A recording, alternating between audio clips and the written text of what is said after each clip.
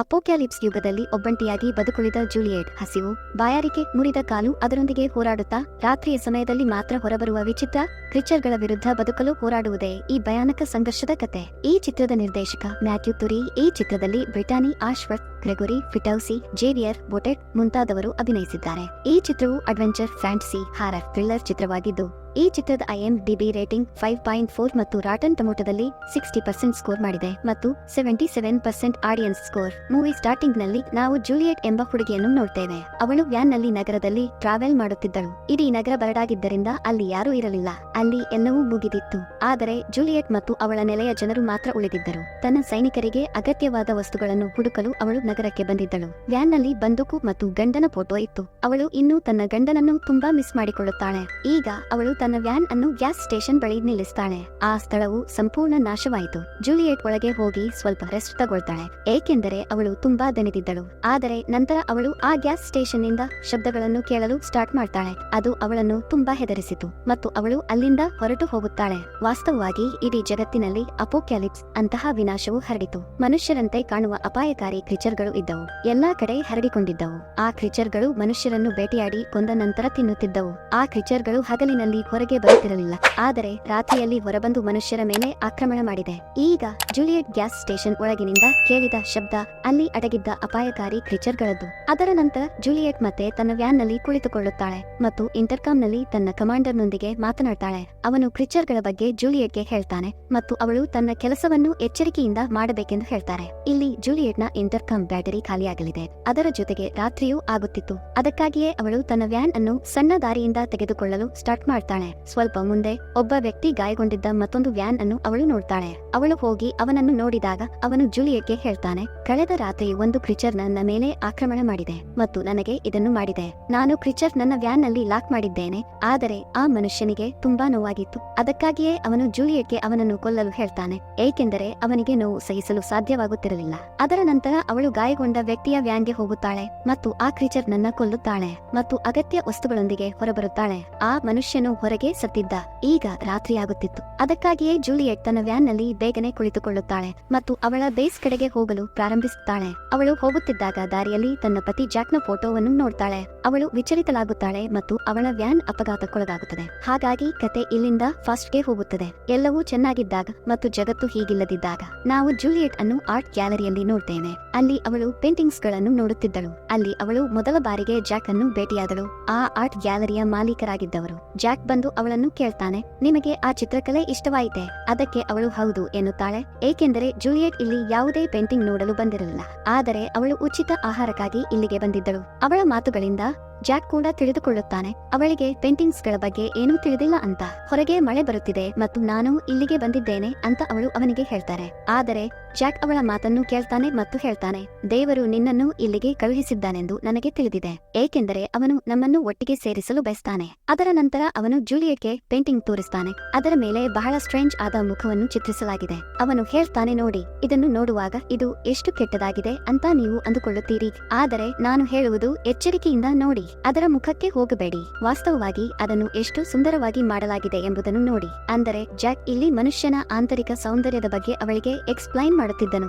ಈಗ ಮರುದಿನ ಜಾಕ್ ಮತ್ತೆ ಜೂಲಿಯೆಟ್ ಅನ್ನು ಭೇಟಿಯಾಗುತ್ತಾನೆ ಮತ್ತು ಅವಳನ್ನು ತನ್ನ ಮನೆಗೆ ಕರೆದೊಯ್ಯುತ್ತಾನೆ. ಮನೆ ನೋಡಿ ಆಶ್ಚರ್ಯವಾಯಿತು, ಏಕೆಂದರೆ ಅವರ ಮನೆ ತುಂಬಾ ದೊಡ್ಡದಾಗಿತ್ತು ಮತ್ತು ಸುಂದರವಾಗಿತ್ತು. ಇಬ್ಬರು ಕುಳಿತು ತುಂಬಾ ಮಾತನಾಡ್ತಾರೆ. ಅಲ್ಲಿ ಅವರಿಬ್ಬರಿಗೂ ತಂದೆ ತಾಯಿ ಇಲ್ಲ ಅಂತ ತಿಳಿಯುತ್ತದೆ. ಆದರೆ ಸ್ವಲ್ಪ ಸಮಯದ ನಂತರ ಜೂಲಿಯೆಟ್ಗೆ ಏನೋ ಸ್ಟ್ರೇಂಜ್ ಅನಿಸುತ್ತದೆ ಮತ್ತು ಅವಳು ಹೋಗಲು ಸ್ಟಾರ್ಟ್ ಮಾಡ್ತಾಳೆ. ಯಾಕೆಂದರೆ ಜಾಕ್ನ ಒಳ್ಳೆಯ ನಡತೆ ನೋಡಿ ಅವಳಿಗೆ ಅವನ ಮೇಲೆ ಅನುಮಾನವಿತ್ತು. ಅದಕ್ಕಾಗಿಯೇ ಅವಳು ಅವನ ಮನೆಯನ್ನು ಬಿಟ್ಟು ಹೋಗುತ್ತಾಳೆ. ಅದರ ನಂತರ ಕೆಲವು ದಿನಗಳ ನಂತರ ದೃಶ್ಯವನ್ನು ತೋರಿಸಲಾಗುತ್ತದೆ. ಜಾಕ್ ಜೂಲಿಯೆಟ್ ಅನ್ನು ಬಾರ್ ನಲ್ಲಿ ನೋಡ್ತಾನೆ. ಅವಳ ಜೊತೆ ಒಬ್ಬ ಮುದುಕ ಇದ್ದ. ಜಾಕ್ ಇದನ್ನು ನೋಡಿ ಸ್ವಲ್ಪನೂ ಇಷ್ಟಪಡುವುದಿಲ್ಲ. ಇದನ್ನು ತಿಳಿದಾಗ ಅವನು ಇನ್ನೂ ಕೆಟ್ಟದಾಗಿ ಭಾವಿಸುತ್ತಾನೆ. ಜೂಲಿಯೆಟ್ ಕೇವಲ ಹಣ ಗಳಿಸಲು ಇಂತಹ ಕೆಟ್ಟ ಜನರೊಂದಿಗೆ ಸಮಯ ಕಳೆಯುತ್ತಾರೆ. ಅದಕ್ಕಾಗಿಯೇ ಅವನು ಈಗ ಅವಳನ್ನು ಹಿಂಬಾಲಿಸುತ್ತಾನೆ. ಅವನು ಅವಳ ಮನೆಗೆ ಬಂದಿದ್ದ. ಆದರೆ ಕೆಲವು ಗೂಂಡಾಗಳು ಜೂಲಿಯೆಟ್ಗೆ ತೊಂದರೆ ನೀಡುತ್ತಿರುವುದನ್ನು ಅವನು ನೋಡ್ತಾನೆ. ಹೋಗ್ತಾನೆ, ಏಕೆಂದರೆ ಅವರ ಮನೆಯ ಬಾಡಿಗೆಯನ್ನು ಆಕೆ ಪಾವತಿಸಿರಲಿಲ್ಲ. ಹಾಗಾಗಿ ಇದನ್ನೆಲ್ಲ ನೋಡಿದ ಜಾಕ್ ಅವಳಿಗೆ ಸಹಾಯ ಮಾಡ್ತಾನೆ. ಅವರು ಮನೆಯ ಮಾಲೀಕರಿಗೆ ಬಾಡಿಗೆ ಪಾವತಿಸ್ತಾರೆ ಮತ್ತು ನೀವು ಬಯಸಿದರೆ ನಾನು ನಿಮಗೆ ಸಹಾಯ ಮಾಡಬಹುದು ಅಂತ ಜೂಲಿಯೆಟ್ಗೆ ಹೇಳ್ತಾನೆ. ಆದರೆ ಅವಳು ಅವನ ಮಾತನ್ನು ಕೇಳುವುದಿಲ್ಲ ಮತ್ತು ಇದಕ್ಕೆ ವಿರುದ್ಧವಾಗಿ ಕೋಪದಲ್ಲಿ ಅವಳು ತನ್ನ ಮನೆಯನ್ನು ತೊರೆಯಲು ಹೇಳ್ತಾರೆ. ಹೀಗೆ ಹಲವು ದಿನಗಳು ಕಳೆಯುತ್ತವೆ. ಒಂದು ದಿನ ಜೂಲಿಯೆಟ್ ಸ್ವತಃ ಜಾಕ್ ಮನೆಗೆ ಬರುತ್ತಾಳೆ. ಆಕೆಯ ಸ್ಥಿತಿ ತುಂಬಾ ಕೆಟ್ಟದಾಗಿತ್ತು ಮತ್ತು ಅವಳು ತುಂಬಾ ಗಾಯಗೊಂಡಳು. ಈ ಸ್ಥಿತಿಯು ಆ ಗೂಂಡಾಗಳಿಂದ ಉಂಟಾಗಿದೆ. ಯಾರಿಂದ ಜಾಕ್ ಅವಳನ್ನು ಮೊದಲು ಉಳಿಸಿದ್ದನೋ ಆ ಗೂಂಡಾಗಳಿಂದ. ಜಾಕ್ ಅವಳ ಸ್ಥಿತಿಯನ್ನು ನೋಡಿದಾಗ ಅವನು ತುಂಬಾ ಚಿಂತಿತನಾಗುತ್ತಾನೆ. ಹೇಗಾದರೂ ಅವನು ಅವಳ ಗಾಯಗಳನ್ನು ಸ್ವಚ್ಛಗೊಳಿಸುತ್ತಾನೆ ಮತ್ತು ಅವಳನ್ನು ಚೆನ್ನಾಗಿ ನೋಡಿಕೊಳ್ತಾನೆ. ಜಾಕ್ ತನ್ನನ್ನು ಎಷ್ಟು ಪ್ರೀತಿಸುತ್ತಾನೆಂದು ಜೂಲಿಯೆಟ್ಗೆ ತಿಳಿದಿರಲಿಲ್ಲ. ಅದಕ್ಕಾಗಿಯೇ ಅವನು ಅವಳ ಬಗ್ಗೆ ತುಂಬಾ ಕಾಳಜಿ ವಹಿಸುತ್ತಿದ್ದನು. ಇಲ್ಲಿ ನಾವು ಜೂಲಿಯೆಟ್ ಬಗ್ಗೆ ಇನ್ನೊಂದು ವಿಷಯವನ್ನು ಕಲಿಯುತ್ತೇವೆ. ಅವಳು ಡ್ರಗ್ಸ್ ಮಾಡುತ್ತಿದ್ದಳು. ಈಗ ಅವಳು ಸಂಪೂರ್ಣವಾಗಿ ಚೇತರಿಸಿಕೊಂಡಾಗ ಮತ್ತೆ ಡ್ರಗ್ಸ್ ಮಾಡಲು ಹೊರಟಿದ್ದಳು. ಜಾಕ್ ಅವಳನ್ನು ತಡೆದು ಹೀಗೆ ಮಾಡಬೇಡ ಅಂತ ಹೇಳ್ತಾನೆ. ಅದರ ಮೇಲೆ ಅವಳು ತುಂಬಾ ಕೋಪಗೊಳ್ಳುತ್ತಾಳೆ ಮತ್ತು ಮನೆಯಿಂದ ವಸ್ತುಗಳನ್ನು ಎಸೆಯಲು ಪ್ರಾರಂಭಿಸುತ್ತಾಳೆ. ಅದಕ್ಕಾಗಿಯೇ ಜಾಕ್ ಅವಳನ್ನು ತಬ್ಬಿಕೊಂಡು ಅವಳನ್ನು ಶಾಂತಗೊಳಿಸುತ್ತಾನೆ. ಅವನು ಅವಳ ಮಾದಕ ವ್ಯಸನವನ್ನು ತೊಡೆದು ಹಾಕಲು ಬಯಸಿದ್ದ. ಅದಕ್ಕಾಗಿಯೇ ಅವನು ಅವಳನ್ನು ನಗರದಿಂದ ಕರೆದುಕೊಂಡು ಹೋಗ್ತಾನೆ. ಅಲ್ಲಿ ಅವನು ತುಂಬಾ ಸುಂದರವಾದ ಮನೆಯನ್ನು ಖರೀದಿಸುತ್ತಾನೆ. ಅವರಿಗೂ ಮದುವೆಯಾಯಿತು ಮತ್ತು ಅವರು ಅಲ್ಲಿ ಸಂತೋಷದಿಂದ ವಾಸಿಸುತ್ತಿದ್ದರು. ಒಂದು ದಿನ ಜೂಲಿಯೆಟ್ ಜಾಕ್ಗೆ ಒಳ್ಳೆಯ ಸುದ್ದಿ ನೀಡ್ತಾಳೆ. ಅವಳು ತಾಯಿಯಾಗಲಿದ್ದಾಳೆ ಅಂತ. ಇದರಿಂದ ಜಾಕ್ ತುಂಬಾ ಖುಷಿಯಾಗಿದ್ದಾರೆ. ಆದರೆ ಅವಳ ಮಗು ಜನಿಸಿದಾಗ ಅದು ತೀರಿಕೊಂಡಿತ್ತು. ಇದರಿಂದ ಇಬ್ಬರು ತುಂಬಾ ದುಃಖಿತರಾಗಿದ್ದರು. ಜಾಕ್ಗೆ ಇದು ತಿಳಿದಿತ್ತು. ಜೂಲಿಯೆಟ್ನ ಚಟದಿಂದ ಇದೆಲ್ಲವೂ ಸಂಭವಿಸಿತು. ಆದರೆ ಅವನು ಅವಳಿಗೆ ಏನನ್ನೂ ಹೇಳುವುದಿಲ್ಲ, ಏಕೆಂದರೆ ಅವನು ತುಂಬಾ ದುಃಖಿತನಾಗಿದ್ದನು. ಜೂಲಿಯೆಟ್ ಮತ್ತೆ ಮೊದಲಿಗಿಂತ ತುಂಬಾ ಡ್ರಗ್ಸ್ ತೆಗೆದುಕೊಳ್ಳಲು ಸ್ಟಾರ್ಟ್ ಮಾಡಿದಳು ಮತ್ತು ಅವಳು ರಾತ್ರಿಯಿಡೀ ಮನೆಯಿಂದ ಹೊರಗೆ ಇರುತ್ತಿದ್ದಳು. ಜಾಕ್ ಹೊರಗೆ ಹೋಗಿ ಅವಳನ್ನು ಹುಡುಕಿಕೊಂಡು ಬರುತ್ತಿದ್ದ ಮತ್ತು ಅವಳನ್ನು ನೋಡಿಕೊಳ್ಳುತ್ತಿದ್ದ. ಆದರೆ ಒಂದು ದಿನ ಇಬ್ಬರು ಕಾರಿನಲ್ಲಿ ಹೋಗುತ್ತಿದ್ದಾಗ ಜಗಳವಾಯಿತು. ಜೂಲಿಯೆಟ್ ಅವನಿಗೆ ಹೇಳ್ತಾರೆ, ನನ್ನ ಮಗುವಿನ ಸಾವಿಗೆ ನೀನೇ ಕಾರಣ. ಅವಳ ಮೇಲೆ ಜಾಕ್ ತುಂಬಾ ಕೋಪಗೊಳ್ಳುತ್ತಾನೆ ಮತ್ತು ಅವನು ಕಾರಿನಿಂದ ಇಳಿದು ಒಂದು ಫ್ಯಾಕ್ಟರಿ ಕಡೆಗೆ ಹೋಗ್ತಾನೆ ಮತ್ತು ಜೂಲಿಯೆಟ್ ಕೂಡ ಒಂದು ಬಾರ್ಗೆ ಬಂದಳು. ಆಗ ಆಕೆಗೆ ಜಾಕ್ನಿಂದ ಕರೆ ಬರುತ್ತದೆ. ಆದರೆ ಅವಳು ಅದನ್ನು ಸ್ವೀಕರಿಸುವುದಿಲ್ಲ. ಆದರೆ ಅವಳು ಟಿವಿಯಲ್ಲಿ ಸುದ್ದಿ ನೋಡಿದಾಗ ಅದರಲ್ಲಿ ಹೇಳಲಾಗುತ್ತಿತ್ತು, ರಾಸಾಯನಿಕ ಸ್ಫೋಟದಿಂದಾಗಿ ಕಾರ್ಖಾನೆಯ ಬಳಿ 40 ಜನರು ಸಾವನ್ನಪ್ಪಿದರು. ಆದ್ದರಿಂದ ಅವಳು ತುಂಬಾ ಹೆದರುತ್ತಾಳೆ ಮತ್ತು ಜಾಕ್ ಬಗ್ಗೆ ಯೋಚಿಸಲು ಸ್ಟಾರ್ಟ್ ಮಾಡ್ತಾಳೆ. ನಂತರ ಅವಳು ಜಾಕ್ ಫೋನ್ ಮಾಡ್ತಾಳೆ. ಆ ಕರೆಯನ್ನ ಬೇರೊಬ್ಬ ವ್ಯಕ್ತಿ ತೆಗೆದುಕೊಳ್ಳುತ್ತಾನೆ. ಆದ್ದರಿಂದ ಜಾಕ್ನ ಸ್ಥಿತಿ ತುಂಬಾ ಕೆಟ್ಟದಾಗಿದೆ ಅಂತ ಒಬ್ಬ ವ್ಯಕ್ತಿ ಅವಳಿಗೆ ಹೇಳ್ತಾನೆ ಮತ್ತು ಅವರು ಆಸ್ಪತ್ರೆಯಲ್ಲಿದ್ದಾರೆ. ಜೂಲಿಯೆಟ್ ಬೇಗನೆ ಆಸ್ಪತ್ರೆಗೆ ಹೋಗುತ್ತಾಳೆ. ಅವಳು ಹೋಗಿ ಜಾಕ್ ಒಂದು ಕೋಣೆಯಲ್ಲಿದ್ದುದನ್ನು ನೋಡ್ತಾಳೆ. ಇವರ ಸ್ಥಿತಿ ತುಂಬಾ ಕೆಟ್ಟದಾಗಿತ್ತು. ಇದನ್ನು ನೋಡಿದ ಜೂಲಿಯೆಟ್ ಈಗ ಪಶ್ಚಾತ್ತಾಪ ಪಡುತ್ತಿದ್ದಳು. ಅವರ ನಡುವೆ ಜಗಳ ನಡೆಯದೇ ಇದ್ದಿದ್ದರೆ ಆಗ ಜಾಕ್ ಇಂತಹ ಸ್ಥಿತಿಯಲ್ಲಿ ಇರುತ್ತಿರಲಿಲ್ಲ. ಹೇಗಾದರೂ ಅವಳು ಜಾಕ್ ಬಳಿ ಹೋದಾಗ ಅವನಿಗೆ ಮಾತನಾಡಲು ಸಾಧ್ಯವಾಗಲಿಲ್ಲ. ಅದಕ್ಕಾಗಿಯೇ ಅವನು ಬೋರ್ಡ್ ಮೇಲೆ ಐ ಲವ್ ಯು ಅಂತ ಬರೆಯುತ್ತಾನೆ. ಇದನ್ನು ನೋಡಿದ ಜೂಲಿಯೆಟ್ ತುಂಬಾ ಅಳ್ತಾಳೆ. ಯಾಕೆಂದರೆ ಈಗ ಆಕೆಗೆ ಜಾಕ್ನ ಪ್ರೀತಿ ಅರಿವಾಗಿತ್ತು. ಅವಳು ಅವನನ್ನು ಕಳೆದುಕೊಳ್ಳಲು ಬಯಸಲಿಲ್ಲ. ಜೂಲಿಯೆಟ್ ಅವರು ಚೆನ್ನಾಗಿರುತ್ತಾರೆ ಅಂತ ಖಚಿತವಾಗಿತ್ತು. ಅವನಿಗೆ ಏನೂ ಆಗುವುದಿಲ್ಲ. ಮರುದಿನ ಅವಳು ಆಸ್ಪತ್ರೆಗೆ ಬಂದಾಗ ಜಾಕ್ ಇರಲಿಲ್ಲ. ಆಸ್ಪತ್ರೆಯ ಸ್ಟಾಫ್ ಅನ್ನು ಕೇಳಿದಾಗ ಅವರು ಸತ್ತಿದ್ದಾರೆ ಅಂತ ಹೇಳಿದರು ಮತ್ತು ಅವರು ಅವನ ದೇಹವನ್ನು ಸುಟ್ಟು ಹಾಕ್ತಾರೆ, ಏಕೆಂದರೆ ಅವರು ಸಂಪೂರ್ಣವಾಗಿ ಸೋಂಕಿಗೆ ಒಳಗಾಗಿದ್ದರು. ಇದನ್ನು ಕೇಳಿದ ಜೂಲಿಯೆಟ್ ಈಗ ಬ್ರೇಕ್ ಡೌನ್ ಆಗ್ತಾಳೆ. ಅವನ ಸಾವಿನ ನಂತರ ಅವಳು ಜಾಕ್ನ ಬಹಳಷ್ಟು ನೆನಪುಗಳನ್ನು ನೆನಪಿಸಿಕೊಳ್ಳುತ್ತಾಳೆ. ಜಾಕ್ ಸಾವಿನ ನಂತರ ಜೂಲಿಯೆಟ್ ಈಗ ಸಂಪೂರ್ಣವಾಗಿ ಒಂಟಿಯಾಗಿದ್ದಳು. ಇದರ ನಂತರ ನಾವು ಈಗ ಕಥೆಯು ಪ್ರೆಸೆಂಟ್ ಡೇಗೆ ಶಿಫ್ಟ್ ಆಗುತ್ತೆ. ಅಲ್ಲಿ ಜೂಲಿಯೆಟ್ನ ವ್ಯಾನ್ ಅಪಘಾತಕ್ಕೀಡಾಯಿತು. ಈಗ ನಿಧಾನವಾಗಿ ಅವಳಿಗೆ ಪ್ರಜ್ಞೆ ಬರುತ್ತದೆ ಮತ್ತು ಆಕೆಯ ಕಾಲು ವ್ಯಾನ್ ನಲ್ಲಿ ಸಿಲುಕಿಕೊಂಡಿತ್ತು. ಅವಳು ಚಲಿಸಲು ಪ್ರಯತ್ನಿಸುತ್ತಾಳೆ, ಆದರೆ ಅವಳು ಚಲಿಸಲು ಸಾಧ್ಯವಿಲ್ಲ. ಆಗ ವ್ಯಾನ್ ನಿಂದ ಸ್ವಲ್ಪ ದೂರದಲ್ಲಿದ್ದ ತನ್ನ ಗನ್ ನೋಡ್ತಾಳೆ. ಅವಳು ಅದನ್ನು ತಂತಿಯಿಂದ ತನ್ನ ಕಡೆಗೆ ಎಳೆಯಲು ಪ್ರಯತ್ನಿಸುತ್ತಾಳೆ, ಆದರೆ ಅವಳು ಅದನ್ನು ಎಳೆಯಲು ಸಾಧ್ಯವಿಲ್ಲ. ಈಗ ಅವಳು ಹೇಗಾದರೂ ತನ್ನ ಕಾಲನ್ನು ಹೊರತೆಗೆಯುತ್ತಾಳೆ, ಆದರೆ ಅವಳ ಕಾಲಿನ ಮೂಳೆ ಮುರಿದಿದೆ. ಅದು ಈಗ ಹೊರಬರುತ್ತಿತ್ತು. ಅದಕ್ಕೆ ಆಲ್ಕೋಹಾಲ್ ಹಾಕಿ ಕೈಯಿಂದ ಒಳಗಡೆ ಹಾಕ್ತಾಳೆ. ಅದು ಅವಳನ್ನು ತುಂಬಾ ನೋಯಿಸುತ್ತಿತ್ತು. ಆದರೆ ಆಕೆ ಈಗ ಕಾಲಿಗೆ ಬ್ಯಾಂಡೇಜ್ ಕಟ್ಟಿಕೊಂಡಿದ್ದಳು. ಅವಳು ತನ್ನ ವ್ಯಾನ್ ನಲ್ಲಿರುವ ರೇಡಿಯೋದೊಂದಿಗೆ ತನ್ನ ಬೇಸನ್ನು ಸಂಪರ್ಕಿಸಲು ಪ್ರಯತ್ನಿಸುತ್ತಾಳೆ, ಆದರೆ ಅವಳು ಯಾರೊಂದಿಗೂ ಸಂಪರ್ಕ ಮಾಡಲು ಸಾಧ್ಯವಾಗುವುದಿಲ್ಲ. ಈಗ ಅವಳು ತೆವಳುತ್ತಾ ನಿಧಾನವಾಗಿ ಹೊರಗೆ ಹೋಗುತ್ತಾಳೆ ಮತ್ತು ಹೋಗಿ ಅವಳ ಬಂದೂಕನ್ನು ಎತ್ತಿಕೊಳ್ಳುತ್ತಾಳೆ.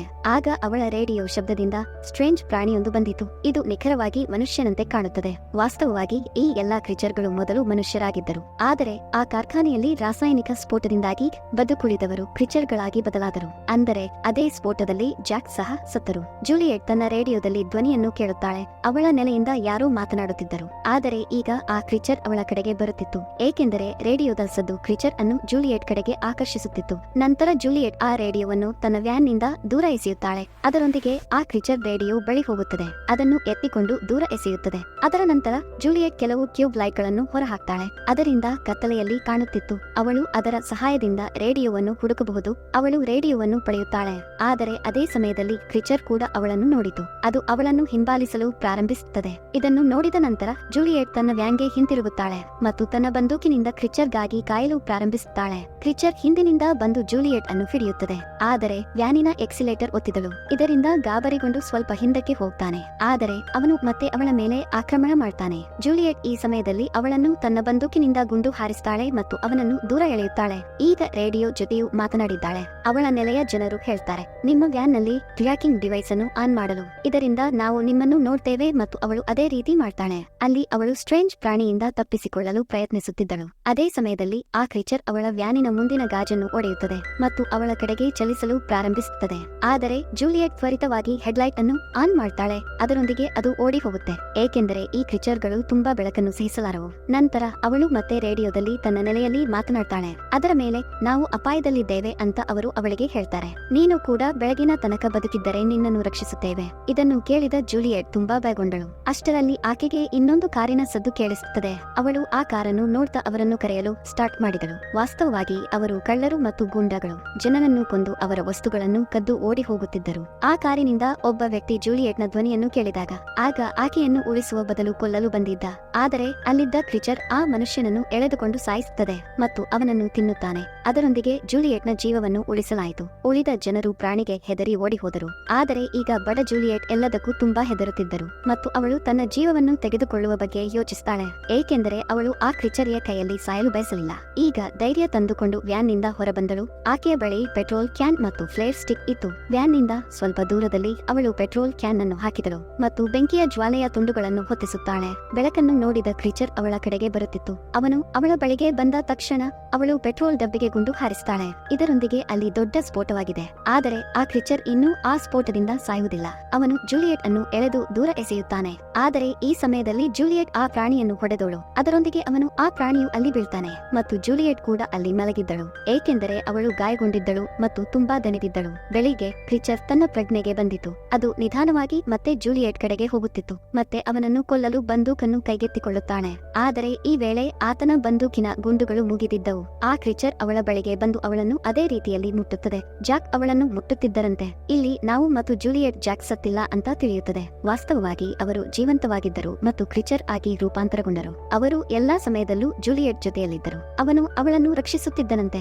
ಆಗ ಜೂಲಿಯೆಟ್ ಚಿತ್ರಕಲೆಯ ಬಗ್ಗೆ ಜಾಕ್ ಹೇಳಿದ ಮಾತುಗಳನ್ನು ನೆನಪಿಗೆ ಬರುತ್ತೆ. ಇದರಲ್ಲಿ ಬಹಳ ಸ್ಟ್ರೇಂಜ್ ಮುಖವಿತ್ತು. ಒಬ್ಬ ವ್ಯಕ್ತಿಯ ಆಂತರಿಕ ಸೌಂದರ್ಯದ ಬಗ್ಗೆ ಅವನು ಅವಳಿಗೆ ಎಕ್ಸ್ಪ್ಲೇನ್ ಮಾಡುತ್ತಿದ್ದನು. ಈಗ ಅವಳು ಅದರ ಅರ್ಥವನ್ನು ಅರ್ಥ ಮಾಡಿಕೊಂಡಿದ್ದಾಳೆ. ಅಲ್ಲದೆ ಈಗ ಅವಳು ಸಹ ಒಪ್ಪಿಕೊಂಡಳು, ಅವರು ಭೇಟಿಯಾಗಲು ದೇವರೇ ಅನುವು ಮಾಡಿಕೊಟ್ಟಿದ್ದಾನೆ ಅಂತ. ಅವಳು ಈಗ ಜಾಕ್ಗೆ ಅವನನ್ನು ತುಂಬಾ ಪ್ರೀತಿಸುತ್ತಿರುವುದಾಗಿ ಹೇಳ್ತಾರೆ. ಇಬ್ಬರಿಗೂ ತುಂಬಾ ದುಃಖವಾಯಿತು. ಅದರ ನಂತರ ಜೂಲಿಯೆಟ್ ತನ್ನನ್ನು ಮತ್ತು ಜಾಕ್ ಅನ್ನು ಗುಂಡಿಕ್ಕಿ ಕೊಲ್ಲುತ್ತಾಳೆ. ಬಹುಶಃ ಅವಳು ಅದನ್ನು ಮಾಡಿದ್ದಾಳೆ ಏಕೆಂದರೆ ಜಾಕ್ನ ಸ್ಥಿತಿಗೆ ತಾನೇ ಕಾರಣ ಅಂತ ಅವಳು ಭಾವಿಸ್ತಾಳೆ ಮತ್ತು ಈ ಕಾರಣಕ್ಕಾಗಿ ಅವಳು ಜಾಕ್ ಅನ್ನು ಕೊಂದಳು. ಇವನನ್ನು ಇಂತಹ ಸ್ಥಿತಿಯಲ್ಲಿ ನೋಡಿ ತುಂಬಾ ಬೇಸರವಾಯಿತು. ಜಾಕ್ ಬೇರೆಯವರಿಗೆ ಹಾನಿ ಮಾಡುವುದು ಅವಳಿಗೆ ಇಷ್ಟವಿರಲಿಲ್ಲ. ಆದ್ದರಿಂದ ನಿಮ್ಮನ್ನು ಪ್ರೀತಿಸುವ ನಿಮ್ಮ ಪ್ರೀತಿ ಪಾತ್ರರನ್ನು ಯಾವಾಗಲೂ ನೋಡಿಕೊಳ್ಳಿ. ಈ ಬದುಕುಳಿಯುವ ಕತೆ ಇಲ್ಲಿಗೆ ಕೊನೆಗೊಳ್ಳುತ್ತದೆ. ಫ್ರೆಂಡ್ಸ್, ಈ ವಿಡಿಯೋ ನಿಮ್ಗೆ ಇಷ್ಟ ಆಗಿರಬಹುದು ಅಂತ ಅಂದುಕೊಳ್ಳುತ್ತೇನೆ.